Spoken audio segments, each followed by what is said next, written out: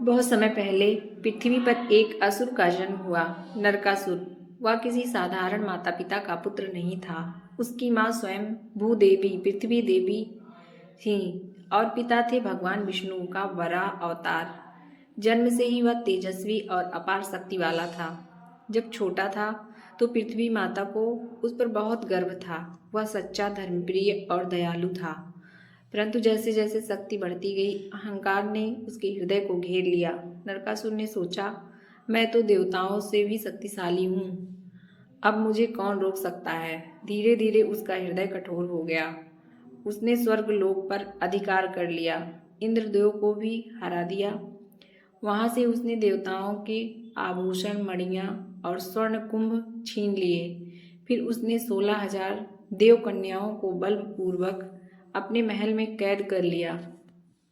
उन राजकुमारियों की चीखें आकाश तक पहुंचती, पर कोई उनकी मदद नहीं कर पाता था। देवता रोते हुए भगवान श्री कृष्ण की शरण में पहुंचे। श्री कृष्ण मुस्कुराए और बोले, जब अंधकार बढ़ता है तब प्रकाश को जन्म लेना ही पड़ता है। उन्होंने अपनी प्रिय पत्नी सत्यभामा से कहा, अब समय आ गया है कि हम अधर्म का अंत करें। दोनों गरुड़ पर सवार होकर नरकासुर के राज्य प्रागज्योतिषपुर की ओर बढ़े। रास्ते में गरुड़ के पंखों से बिजली की चमक उठी, आकाश गरजा और पृथ्वी कांप उठी। नरकासुर ने जब देखा कि भगवान स्वयं उसके द्वार पर हैं, तो हंसते हुए बोला, कृष्ण, आज तुम्हारा अंत होगा। युद्ध आरंभ हुआ। आकाश तारों से भर गया, धरती तलवारों से गूंज उठी। नरकासुर ने अपने हजारों सैनिक भेजे, पर श्री कृष्ण के सुदर्शन चक्र ने उन्हें पल भर में समाप्त कर दिया। जब युद्ध भयंकर हुआ, सत्यभामा ने भी धनुष उठाया। नरकासुर ने श्री कृष्ण पर एक शक्तिशाली बाण चलाया। वह बाण श्री कृष्ण के वक्षस्थल पर लगा। सत्यभामा यह दृश्य देखकर क्रोधित हो उठी। उसी क्षण उन्होंने धनुष उठाया और एक ऐसा बाण छोड़ा कि वह सीधा नरकासुर के हृदय में जा धंसा। नरकासुर गिर पड़ा, पर उसके चेहरे पर पश्चाताप था।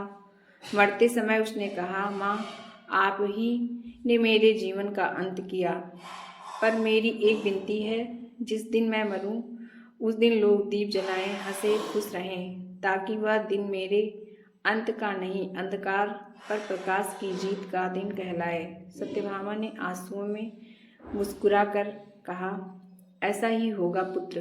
भगवान श्री कृष्ण ने नरकासुर को वरदान दिया, तेरे मृत्यु दिवस को नरक चतुर्दशी के नाम से जाना जाएगा। उस दिन हर घर में दीप जलेंगे, ताकि कोई भी अंधकार में ना रहे। तब से हर वर्ष नरक चतुर्दशी के दिन लोग स्नान करते हैं, तेल लगाते हैं, दीप जलाते हैं और कहते हैं, आज से अंधकार मिटे, बुराई मिटे और हर हृदय में प्रकाश फैले। यह कहानी हमें सिखाती है कि अहंकार चाहे कितना भी बड़ा क्यों ना हो, अंत में सत्य की ही जीत होती है। और जब भी बुराई बढ़ती है, ईश्वर किसी न किसी रूप में प्रकाश बनकर अवतरित होते हैं।